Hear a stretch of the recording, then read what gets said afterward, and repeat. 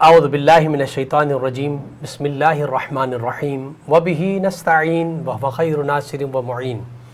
لاکھوں کروڑوں درود و سلام ہو سید الانبیاء رحمت للعالمین خاتم النبیین محمد مصطفیٰ صلی اللہ علیہ وآلہ وسلم پر، ان کے آل پاک پر، اصحاب منتجبین پر، ناظرین کرام۔ پروگرام امید نجات کے ساتھ آپ کا میزبان ڈاکٹر سید مظفر حسین رضوی آپ کی خدمت میں حاضر ہے۔ میری جانب سے آپ تمام محترم ناظرین کی خدمت میں السلام علیکم ورحمۃ اللہ وبرکاتہ۔ ناظرین کرام، ایک اہم موضوع کے ساتھ آپ کی خدمت میں حاضر ہوں، اور آج کا موضوع ہے مہمان نوازی کی اہمیت اور اس کے آداب۔ اسلام کا جو ضابطہ حیات ہے، اسلام کمپلیٹ کوڈ آف لائف، اس میں زندگی کے تمام معمولات زندگی کے بارے میں اسلام نے انسان کو گائیڈ کیا ہے۔ اس میں حسن معاشرت ہے، خدمت خلق ہے، حقوق العباد کی ادائیگی ہے، اور ساتھ ہی حکم دیا ہے کہ سخاوت اور مہمان نوازی کا خاص خیال رکھنے کا۔ اور انبیاء علیہ السلام کی سنت بھی یہی ہے کہ انسان جب کسی مہمان کو اپنے گھر میں آتا دیکھتا ہے تو اس کا کس انداز میں اس کا استقبال کرنا چاہے، اس کے کیا آداب ہیں اور اس کے کیا فوائد ہیں، اس کی کیا فضیلت ہے، اس کی کیا اہمیت ہے۔ اللہ اس سے راضی ہوتا ہے، انبیاء اس سے راضی ہیں، ہمارے نبی صلی اللہ علیہ وسلم کی سنت ہے۔ لہٰذا اس عظیم موضوع پر گفتگو کے لیے ہم نے اپنے اسٹوڈیو میں مدعو کیا ہے ممتاز مذہبی اسکالر محترم جناب مفتی محمد زاہد اسلم رضوی صاحب ہمارے ساتھ تشریف فرما ہے۔ السلام علیکم ورحمۃ اللہ وبرکاتہ۔ وعلیکم السلام ورحمۃ اللہ۔ بہت شکریہ ہمارے پروگرام میں تشریف لائے۔ جزاک اللہ۔ اور ہمارے ساتھ مشہور معروف نعت خواں محترم جناب عبد الباسط رانا صاحب تشریف فرمائے۔ السلام علیکم ورحمۃ اللہ۔ وعلیکم السلام ورحمۃ اللہ۔ بہت شکریہ ہمارے پروگرام میں تشریف لائے۔ سلسلے گفتگو کا آغاز کرنے سے قبل میں آپ سے گزارش کروں گا کہ ایک نعت شریف سے اس سلسلے گفتگو کا آغاز کریں گے انشاءاللہ۔ بسم اللہ الرحمن الرحیم۔ پیر نصیر الدین نصیر شاہ صاحب فرماتے ہیں، لو مدینے کی تجلی سے لگائے ہوئے ہیں، لو مدینے کی تجلی سے لگائے ہوئے ہیں، ہم تو دل مت لائے انوار بنائے ہوئے ہیں، ہم تو دل مت لائے انوار بنائے ہوئے ہیں، کشتیاں اپنی کنارے سے لگائے ہوئے ہیں، کشتیاں اپنی کنارے سے لگائے ہوئے ہیں، ارے کیا وہ ڈوبے جو محمد کے تیرائے ہوئے ہیں، کیا وہ ڈوبے جو محمد کے تیرائے ہوئے ہیں۔ اور عقیدے کا شعر، حاضر و ناظر نور و بشر و غیب کو چھوڑ، حاضر و ناظر نور و بشر و غیب کو چھوڑ، ارے شکر کر وہ تیرے عیبوں کو چھپائے ہوئے ہیں، شکر کر وہ تیرے عیبوں کو چھپائے ہوئے ہیں، اور قبر کی نیند سے اٹھنا کوئی آسان نہ تھا، قبر کی نیند سے اٹھنا کوئی آسان نہ تھا، ارے ہم تو محشر میں انہیں دیکھنے آئے ہوئے ہیں، ہم تو محشر میں انہیں دیکھنے آئے ہوئے ہیں، اور مولا حیدر کی یا علی، مولا حیدر کی شجاعت پہ میں واری جاؤں، ارے ایک ہی ہاتھ سے خیبر کو اٹھائے ہوئے ہیں، ایک ہی ہاتھ سے خیبر کو اٹھائے ہوئے ہیں، اور بوسہ در سے مجھے روک نہ یوں ہے درباں، اگر خود نہیں آئے مہمان بلائے ہوئے ہیں۔ اور مقطع سماعت فرمائے، خود نہیں آئے مہمان بلائے ہوئے ہیں، اور کیوں نہ پلڑا تیرے اعمال کا بھاری ہو نصیر، اب تو میزان پہ سرکار بھی آئے ہوئے ہیں، دل کو ہم مطلع انوار بنائے ہوئے ہیں۔ بہت خوبصورت، بہت بہترین کلام، اور ماشاءاللہ بہت خوبصورت ادائیگی آپ نے کی ماشاءاللہ سے۔ میں سلسلے گفتگو کا آغاز کرنا چاہوں گا، اور محترم جناب مفتی محمد زاہد اسلم رضوی صاحب کی خدمت میں پہلا سوال رکھنا چاہوں گا۔ مہمان نوازی کی بہت اہمیت بیان ہوئی ہے اسلام کی نگاہ میں، قرآن مجید فرقان حمید نے اس حوالے سے کیا ارشاد فرمایا؟ بسم اللہ الرحمن الرحیم، نحمدہ ونصلی علی رسولہ الکریم، اما بعد فاعوذ باللہ من الشیطان الرجیم، هل اتاک حدیث ضیف ابراہیم المکرمین، صدق اللہ العظیم۔ سب سے پہلے آپ کی محبتوں کا شکریہ کہ آپ کی محبت کی بدولت ہی اسلام کا پیغام پہنچانے کا موقع ملتا ہے۔ بسم اللہ۔ اور آپ نے بڑا ہی خوبصورت سوال کر دیا کہ مہمان نوازی یا مہمان کے حوالے سے قرآن کریم کیا کہتا ہے۔ دیکھیے کہ مہمان نوازی یہ اللہ کا پسندیدہ عمل ہے۔ بے شک مہمان نوازی، مہمان کی خدمت کرنا، مہمان کی عزت کرنا انبیاء کرام کا پیشہ رہا ہے، سبحان اللہ۔ اور 1,24,000 کم و بیش انبیاء کرام تشریف لائے، اور جتنے بھی رسول تشریف لائے تمام انبیاء اور تمام رسولوں کا بھی پسندیدہ طرز عمل رہا مہمان نوازی کرنا، مہمانوں کی خدمت کرنا، مہمانوں کو کھلانا، مہمانوں کو پلانا، مہمانوں کو رخصت کرنا۔ کیا بات، اور سب سے بڑی عظیم بات یہ ہے کہ اماموں کے امام، انبیاء کے امام، رسولوں کے امام، امام الانبیاء نبی پاک علیہ السلام کا بھی پسندیدہ عمل رہا ہے، سبحان اللہ، سبحان اور حضرت سیدنا ابراہیم علیہ السلام کا بھی پسندیدہ عمل رہا ہے۔ اللہ۔ اور یہ جو مہمان نوازی ہے، مہمان نوازی جو بندہ کرتا ہے، اس کے حوالے سے شعب الایمان اور اس کے علاوہ درۃ الناصحین اور فتاوی رضویہ شریف کے اندر ہے کہ جب آپ مہمان نوازی کرتے ہیں تو مہمان نوازی کی وجہ سے اللہ تبارک و تعالیٰ آپ کو جنتی بنا دیتا ہے۔ سبحان اللہ۔ قرآن کریم کے 26ویں پارے کی سورۃ الذاریات کی آیت نمبر 24، 25، 26، 27 اور 28 کا مطالعہ کریں تو اس کے اندر ایک چیز کی طرف اشارہ کیا گیا ہے کہ حل اتاک حدیث ضیف ابراہیم المکرمین، کہ کیا آپ کے پاس ابراہیم علیہ السلام کے معزز مہمانوں کی خبر آئی ہے؟ کیا بات ہے، کیا بات۔ وہ کون مہمان، کیسے مہمان؟ حضرت سیدنا ابراہیم علیہ السلام کا ہمیشہ معمول تھا کہ آپ روزانہ جب بھی دسترخوان لگاتے تھے تو اپنے ساتھ مہمانوں کو ضرور بلاتے تھے۔ کیا بات ہے۔ تو ایک مرتبہ 2 دن 3 دن گزرے کہ آپ کے پاس کوئی بندہ ہی نہیں تھا کہ جس کو اپنے ساتھ بٹھا کر کھانا کھاتے اور اس کو بھی اپنے دسترخوان پہ بٹھا کر اور اس کو اللہ تعالیٰ کی نعمتیں کھلاتے۔ اچھا، جب تیسرا دن آیا نا تو مہمان خود خالق کائنات نے بھیج دیے۔ اللہ اکبر، اللہ، یعنی اللہ کو اس قدر مہمان نوازی پسند ہے کہ جناب ابراہیم علیہ السلام روزانہ کی بنیاد پر مہمانوں کو بلاتے، انہیں کھانا کھلاتے۔ پوچھنے والوں نے پوچھا کہ آپ یہ کیوں کرتے ہیں؟ آپ نے فرمایا میں اس لیے کرتا ہوں کہ دسترخوان کو وسیع انداز میں سجاتا ہوں تو اللہ تبارک و تعالیٰ مجھے اتنی وسعت عطا فرما دیتا ہے، میرا دل چاہتا ہے کہ آج میں نے 3 کو بلایا تو کل میں 10 کو بلاؤں۔ کیا بات ہے۔ جب 3 دن گزرے نا تو ان کے پاس چند فرشتے تشریف لے آئے، ان کے بارے میں 10 کا قول بھی ملتا ہے اور 12 کا قول بھی ملتا ہے۔ اچھا، جب آئے نا تو جناب ابراہیم علیہ السلام کا انداز دیکھیے۔ ہمارے ہاں تو یہ ہوتا ہے کہ جو مہمان آتا ہے تو ہمیں پہلے سے پتہ ہوتا ہے کہ مہمان آئے گا اور وہی آئے گا جو ہمارا اپنا ہے، جو قریبی رشتہ دار ہوگا، جو دوست ہوگا، جو احباب ہوگا۔ اچھا، مہمان آتا ہے، مہمان بیٹھتا ہے، ہم مہمان سے بات چیت کرتے ہیں، پوچھتے ہیں کیا پسند کریں گے، کیا پسند کریں گے، کچھ میٹھا کریں گے، گرم کریں گے یا ٹھنڈا چلے گا؟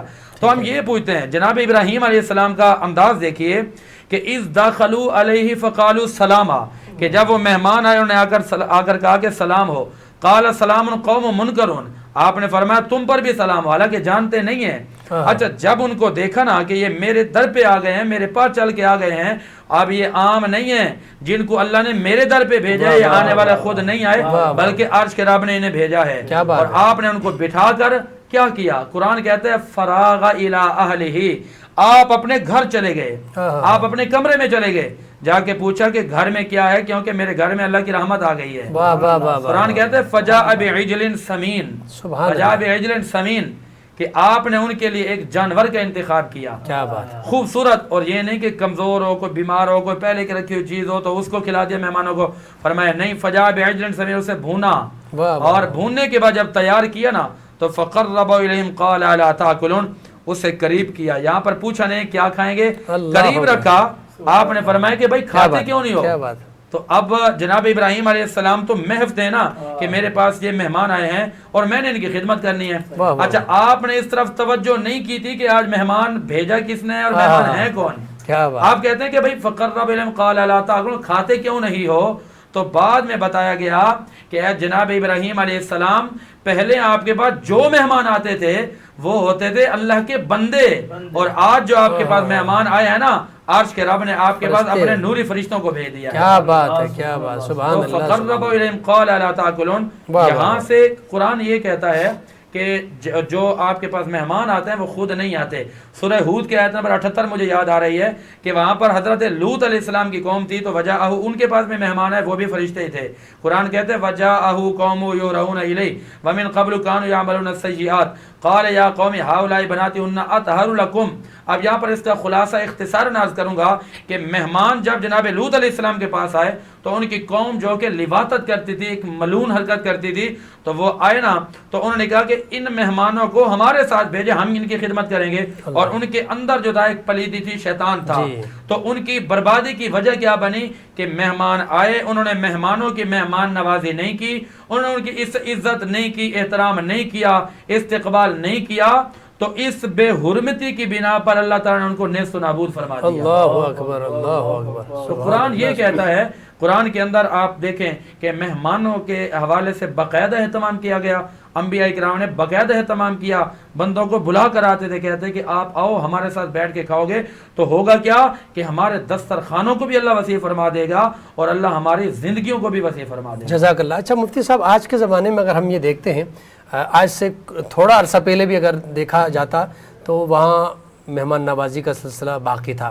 لیکن اب آہستہ آہستہ جو دنیا جدید ہوتی جا رہی ہے اور دنیا میں لوگوں کے پاس اب جو ہے مصروفیت اس قدر زیادہ ہوئی ہیں کہ کسی کے لیے ٹائم ہی نہیں ہے۔ اب اگر کوئی مہمان کا سنتے بھی ہیں کہ بھائی فلاں صاحب تمہارے گھر تشریف لا رہے ہیں، تو وہ خوشی کا عالم جیسا آپ نے بیان کیا انبیاء علیہ السلام کا کہ حضرت ابراہیم ایک خوشی کا موقع اور خوش ہوتے تھے اور ایک انداز ہوتا تھا، لیکن آج وہ نہیں رہا۔ اسلام کہتا ہے کہ مہمان نوازی کریں، اور مہمان نوازی کے لیے کہا کہ جو مہمان نوازی کرتا ہے اللہ تعالیٰ عرش کا سایہ اس کے اوپر کر دیتا ہے۔ تو اتنی فضیلت کے باوجود آج کا مسلمان اس اہم ترین عمل سے پیچھے ہٹتا جا رہا ہے۔ دیکھیے کہ حضور علیہ السلام کی ایک حدیث پاک میں سنا کے اس سوال کا جواب دوں گا۔ یہ حدیث پاک مشکات شریف کے اندر موجود ہے، یہ حدیث پاک شعب الایمان کے اندر موجود ہے، یہ حدیث پاک درۃ الناسین کے اندر موجود ہے، یہ حدیث ہے کہ بخاری شریف کے اندر موجود ہے، اور یہ مسلم شریف کے اندر موجود ہے، اور ابن ماجہ کے اندر موجود ہے۔ حضور نے تو بات ہی ختم کر دی۔ حضور فرماتے ہیں عن ابی ہریرہ رضی اللہ تعالی عنہ قال قال رسول صلی اللہ علیہ وسلم من کان یؤمن باللہ والیوم الاخر فلیکرم ضیفہ وجائزتہ۔ حضور فرماتے ہیں کہ جو بندہ اللہ پر اور قیامت کے دن پر یقین اور ایمان رکھتا ہے اس کو چاہیے کہ مہمان کی عزت کرے اور جو اس کے مطالبات ہیں، جو اس کے حقوق ہیں وہ پورے کرے۔ اب صحابہ پوچھتے ہیں کہ قالوا یا رسول اللہ وما جائزتہ، یا رسول اللہ ان کے حقوق بھی ہوتے ہیں کیا؟ میرے آقا نے فرمایا ان کے حقوق ہوتے ہیں نا، اور حضور نے فرمایا کہ ان کے حقوق یہ ہیں کہ جب تمہیں پتہ چلے کہ کوئی مہمان آ رہا ہے، فرمایا کہ تمہاری یہ ذمہ داری بنتی ہے کہ اس کے لیے اچھا کھانا بناؤ، تمہاری ذمہ داری بنتی ہے کہ ان کا استقبال کرو، تمہاری ذمہ داری بنتی ہے کہ ان کے لیے دسترخوان بچھاؤ، تمہاری ذمہ داری بنتی ہے کہ اپنے دل کے دسترخوان کو بھی وسیع کرو اور دنیا کے دسترخوانوں کو بھی وسیع کرو۔ اب دیکھیے کہ ہمارے معاشرے کے اندر کیا بات ہے کہ مہمان آتا ہے تو ہمارے چہرے پہ بل پڑنے شروع ہو جاتے ہیں کہ یار یہ آئے گا کھانا کھائے گا، آج مہنگائی महंगाई इतनी है जी, हम कहाँ से करेंगे। देखिए हुजूर की हदीस पाक वाज़ेह है, मेरे आका ने फरमाया अगर तुम अल्लाह पर ईमान रखते हो ना, तो मेरे आका कमली वाले नबी ने ये फरमाया है, फरमाया कि मेहमान अपने घर से कदम बाद में निकालता है, अर्श का रब उसका रिज़्क़ तुम्हारे घर में पहले भेज देता है। अल्लाहु अकबर, सुभान अल्लाह। इस गुफ्तगू को हम बहुत खूबसूरत बात की आपने, इसको आगे बढ़ाते हैं, लेकिन यहाँ पर एक मुख्तसर सा ब्रेक का वक्त हुआ चाहता है। नाज़रीन कराम, ब्रेक के बाद दोबारा आपकी खिदमत में हाजिर होते हैं, हमारे साथ रहिएगा।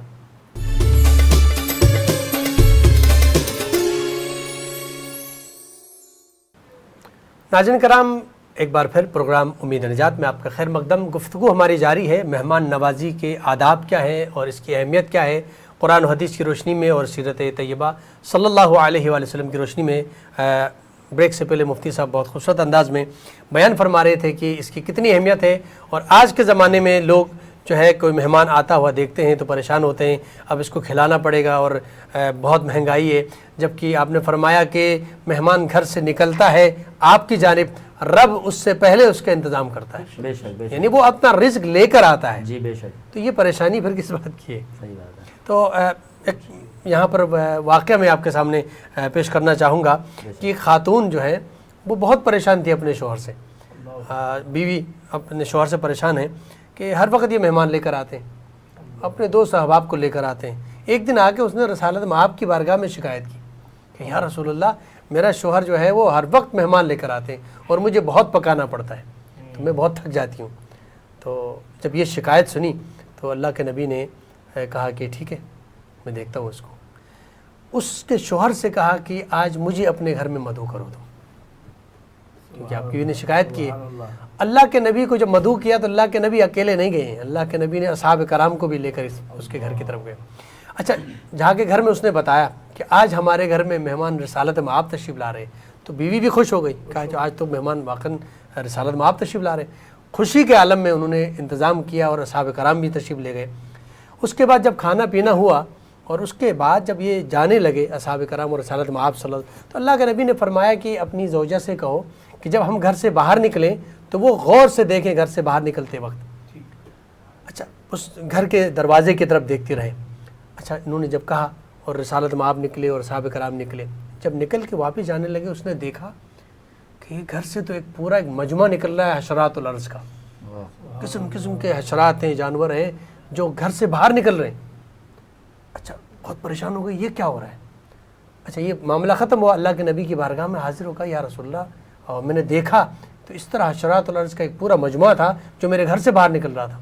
अल्लाह के नबी ने फरमाया, आपको पता है जब मेहमान तुम्हारे घर में आता है, एक तो तेरे घर में रिज़्क़ में इजाफा होता है, वो अपना रिज़्क़ लेकर आता है, और जब वो वापस निकलता है तो तेरे घर की मुसीबतें, मुश्किलात, परेशानियाँ, आफतें और जो हशरात की सूरत में आपको नज़र आ रही थी, ये सारी चीज़ें वो लेकर जाता है।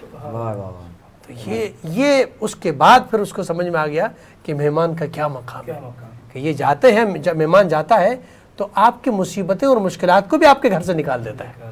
तो कितनी फजीलत है, काश कि हम इस बेहतरीन अमल को जो रिसालत मआब सल्लल्लाहु अलैहि वसल्लम की सुन्नत है, और हज़रत इब्राहीम के बारे में तो बहुत ज़्यादा वाक़या जैसे आपने फरमाया कि ये वाक़यात में मिलता है, तो इस हवाले से आज हमारे नाज़रीन को क्या बताना चाहेंगे कि क्यों इस तरह इसमें कमी आ रही है। देखिए डॉक्टर साहब, पहली बात तो ये है कि हमारे ईमान में बहुत सारी कमज़ोरियाँ हैं जी।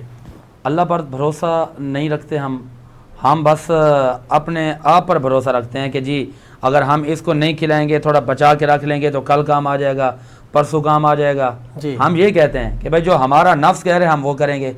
हालांकि शरीयत ये कहती है कि आप नफ्स को जो है ना, अपनी तबीयत को कुर्बान कर दो शरीयत मुस्तफ़ा पर, अपने आप को कुर्बान कर दो तरीक़े मुस्तफ़ा पर, और अपने आप को कुर्बान कर दो सुन्नत मुस्तफ़ा पर।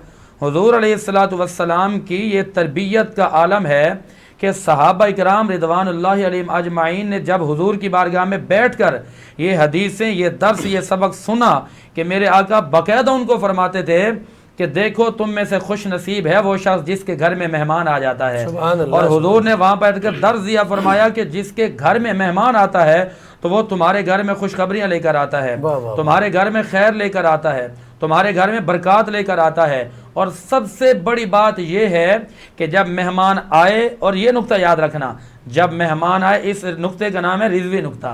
ये नुक्ता सुनिए कि मेहमान जब आए ना, मेहमान जब आए, हम तो उसको चाय के लिए भी पूछते हैं कि यार ठंडा पियेंगे या गर्म चलेगा या پی کے آئے ہیں, پیئیں گے جا کے, ہم اس طرح کے جملے کہتے ہیں.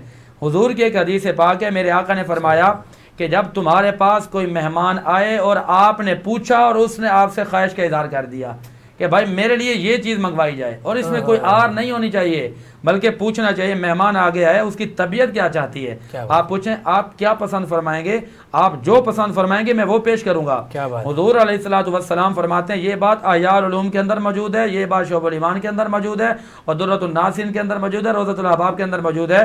میرے آقا کی حدیث پاک ہے کہ جب مہمان نے یہ کہا کہ یار میرے لیے فلاں چیز منگوا لیں, تو حضور فرماتے ہیں کہ جب آپ نے اس کی پسند کی چیز اس کو کھلا دی تو فرمائے کہ اللہ تبارک و تعالیٰ آپ کو 10 لاکھ نیکیوں کے برابر ثواب عطا فرمائے گا, اور 10 لاکھ آپ کے درجات بلند فرمائے گا, اور 10 لاکھ گناہوں کو آپ کے جو آپ کے گناہ ہیں ان کو نیکیوں میں تبدیل فرما دے گا.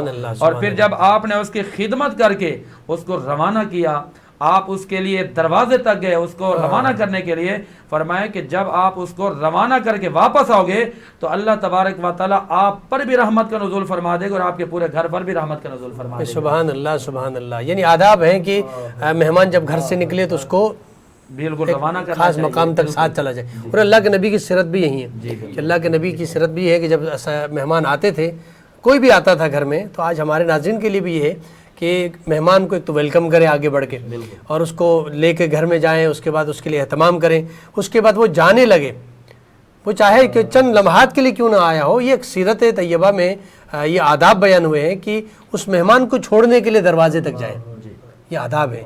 اور اس کی روٹی بھی پاک نے اپنے حصے کی روٹی بھی, کوئی سائل آیا تو سبحان اللہ. اور یہ انفاق ہے, یہ انفاق ہے. اس میں 2 باتیں ہیں, وہ جب آپ مجھے اجازت دیں گے وہ باتیں کرنی ہیں. ایک تو یہ ہے کہ مہمان کا حق کیا ہے, مہمان کتنی دیر کا مہمان ہونا چاہیے, ٹھیک ہے. اور مہمان بعض اوقات وہ بھی تو ہوتے ہیں نا کہ ہماری عوام کے یہ بھی سوال آتے ہیں کہ آپ نے مہمانوں کی فضیلت بیان کی ہے, یہ مہمان کو بھی تو سوچنا چاہیے کہ میری مدت کتنی ہونی چاہیے. ایسا تو نہیں ہے کہ وہ 10 دن 15 دن 20 دن جا کے وہاں بیٹھ جائے. حضور نے فرمایا نا کہ جائزت ان کے حقوق ہیں. صحابہ پوچھتے ہیں آقا حقوق کیا ہیں؟ فرمایا یومتو ولیلتو, فرمایا 1 دن اور 1 رات تو اس کا ہے حق, 1 دن اور 1 رات. اگر دور کا مہمان ہے, اگر محلے کا آ گیا ہے تو وہ آئے اور دسترخوان پہ کھانا کھا پی کے اور دعا دے کے چلا جائے. اگر دور سے ہے تو 1 دن 1 رات اس کا حق ہے. اس کے بعد ضیافتہ 3 ایام ولیلہ, اس کی جو ایک مہمانی کی مدت ہے وہ 3 دن اور 3 رات اس کی ضیافت کی جائے. جی پروٹوکول 3 دن کا ہے. 3 دن 3 رات. اس کے بعد اگر کوئی مجبوری ہے وہ رہتا ہے تو آپ کی جو وہ پروٹوکول دینے کی ذمہ داری تھی وہ ہو جائے گی ختم. اس کے بعد وہ جو ہوگا نا یہ صدقہ ہوگا, کر کے فرق کی طرح اس کو ڈیل کریں گے. بالکل بالکل ٹھیک. اچھا ویسے چونکہ صدقہ اور خیرات کے حوالے سے کہ یہ بھی آپ کسی کو کھلا رہے ہیں نا, تو یہ بھی تو ایک صدقہ کی صورت میں ہے. بالکل, یہ نفلی صدقہ کہلائے گا. نفلی صدقہ, یہ صدقہ کوئی بھی ہو وہ آپ کی پریشانیوں کو مٹاتا ہے, آپ کے رزق میں برکت لاتا ہے, اور آپ کی دعاؤں کی قبولیت میں بڑا اہم کردار ادا کرتا ہے. اور صحابہ اکرام نے جو تعلیمات میرے آقا سے لیں ان کا تذکرہ قرآن میں آتا ہے, وَيُؤْثِرُونَ عَلَىٰ أَنفُسِهِمْ وَلَوْ كَانَ بِهِمْ خَصَاصَةٌ. انہوں نے تو اس طرح عملی جامہ پہنایا کہ اپنے آپ کو, اپنے نفس کو چھوڑ کر اپنے دوسرے مسلمان بھائیوں کو ترجیح دیتے تھے. دوسرے مسلمان بھائیوں کو حضور کی بارگاہ میں, کبھی حضور کو مہمانی کے طور پر لے جایا گیا, کبھی حضور کی بارگاہ میں مہمان آئے. تو ایک دفعہ ایسا ہوتا ہے کہ حضور جو ہے نا کسی گھر میں تشریف لے جاتے ہیں مہمانی کے لیے, تو گھر والے پریشان ہو جاتے ہیں. حضور تو اپنے صحابہ کو بھی ساتھ لے آئے ہیں. حضور نے فرمایا پریشانی کی بات نہیں ہے, اب میں آ گیا ہوں نا, مہمان میں لایا ہوں, میں جانوں اور خدا جانے. حضور علیہ الصلوۃ والسلام نے اپنا لعاب دہن مبارک جو اس کے اندر ڈالا, تو گھر والے کہتے ہیں, میزبان کہتے ہیں کہ خدا کی عزت کی قسم, حضور نے فرمایا کہ بس ڈھکنا نہیں اتارنا. کہتے ہیں کہ ہم نے یہ دیکھا کہ پورے مہمانوں کو بھی وسیع انداز میں ہم نے کھلایا, اور جب کھلانے کے بعد میں ہم نے دیکھا تو کھانا ویسے کا ویسا رکھا ہوا تھا جتنا پہلے رکا ہوا تھا. تو یہ میرے آقا کے معجزات ہیں. اور کبھی نبی کی بارگاہ میں مہمان آتے ہیں. ایک وقت تو ایسا ہے کہ حضور کے گھر میں فاقہ ہے, حضور کے بارگاہ میں مہمان آیا, حضور نے ایک انصاری صحابی کو بلایا کہ یار میرے مہمان کو اپنا مہمان بنا لو. عرض کرتے ہیں کہ میں تو کجا من کجا, یا رسول اللہ یہ تو زہ مقدر زہ نصیب کہ مہمان محمد مصطفیٰ کملی والے نبی کا ہو اور میرے گھر میں آ جائے, اس سے بڑی کمال کی کیا بات ہو سکتی ہے. حضور نے فرمایا بھائی اس کی خدمت کرنی ہے. وہ مہمان کو لے کر گھر چلا گیا, بیوی سے پوچھا کہ گھر میں کچھ ہے, اس سے پہلے حضور نے جب اپنے گھر سے پوچھا بیویوں سے، ازواج سے، بیٹی سے کہ گھر میں کچھ ہے، کہتی ہیں کہ آقا کچھ نہیں ہے. حضور نے فرمایا اس کو ہم نے خالی ہاتھ تو نہیں موڑنا نا. تو انصاری کو بلایا کہ میرے مہمان کو لے جاؤ. اچھا انصاری غلام نے اپنی اہلیہ سے پوچھا، کہتی ہے گھر میں کچھ بھی نہیں ہے، بس بچوں کے لیے کھانا رکھا ہوا ہے. اور مہمان یہ کہتے ہیں کہ یہ اللہ کی ایک رحمت آ گئی ہے، اللہ کی نعمت آ گئی ہے. بچوں کو جو ہے نا آپ نے ایسے ہی بہلا کر سلا دینا ہے، لیکن مہمان کو ہم نے بھوکا نہیں رکھنا.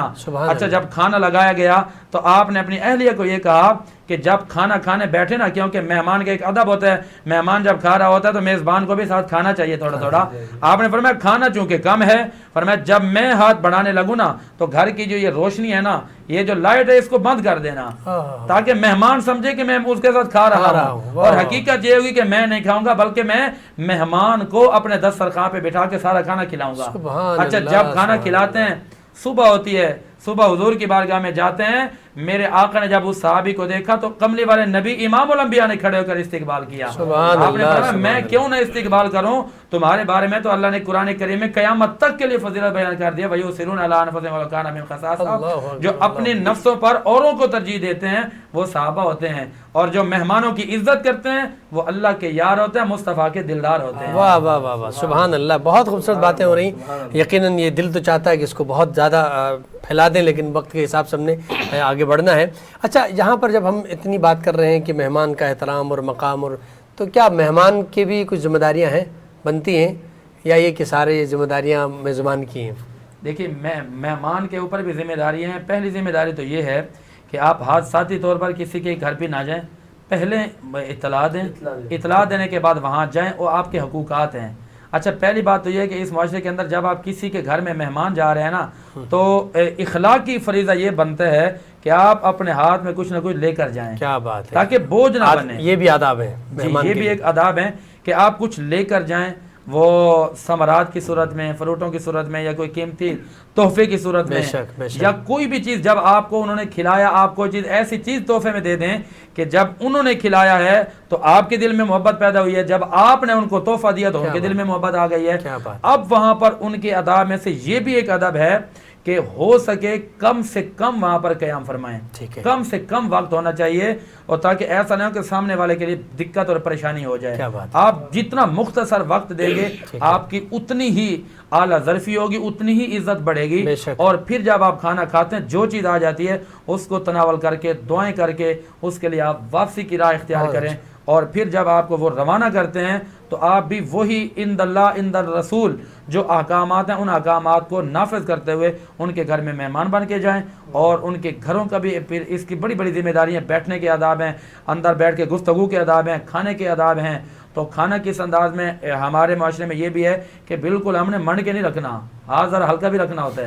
کھاتے ہوئے کوئی بھی چیز آپ کو دی گئی ہے تو تھوڑی سی بچا دیں تاکہ وہ بھی کھا لیں. جزاک اللہ، جزاک اللہ. مفتی صاحب بہت بہت شکریہ، بہت اچھی آپ نے باتیں کی. اور ظاہر سے وقت ہمارے پاس بہت کم ہے اور موضوع ایسا ہے کہ اس پہ بہت ساری باتیں ہو سکتی تھیں. بہت شکریہ مفتی صاحب آپ کا، جزاک اللہ. آپ نے قیمتی وقت نکالا، تشریف لائے. اور آپ کا بھی عبدالباسط رانا صاحب، آپ کا بہت بہت شکریہ، آپ نے بہت خوبصورت کلام پیش کیا. ناظرین کرام، یہاں پر اس پروگرام کا وقت ختم ہوا چاہتا ہے. ہمارا پروگرام آپ کو پسند آئے ہوگا انشاءاللہ.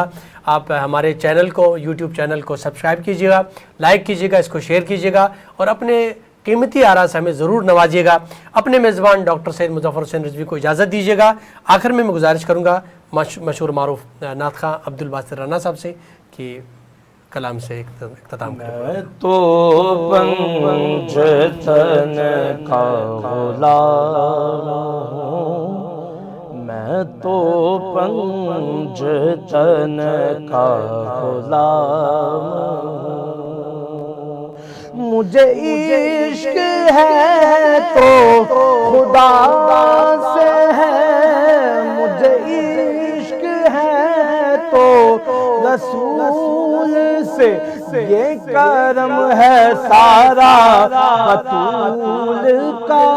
میرے منہ سے آئے میں ہے کہ سادہ، میں جو نام لوں تیرا جھوم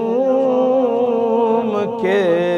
میں تو پنجتن کا غلام ہوں.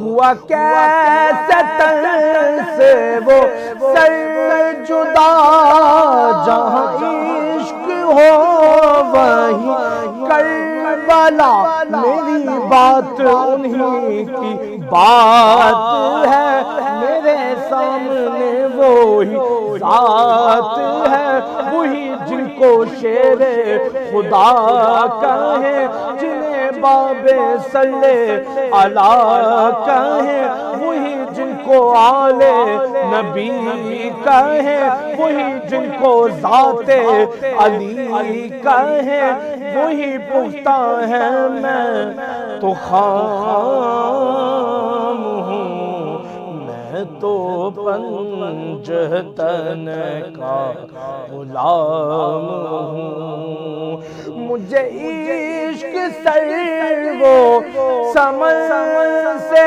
ہے، مجھے عشق سارے چمن سے ہے، مجھے عشق ان کے وطن سے ہے، مجھے عشق ان کی گلی سے ہے، مجھے عشق ہے تو حسن سے ہے، مجھے عشق ہے تو حسین سے، مجھے عشق شاہ زمن سے ہے، میں تو پنجتن کا غلام ہوں۔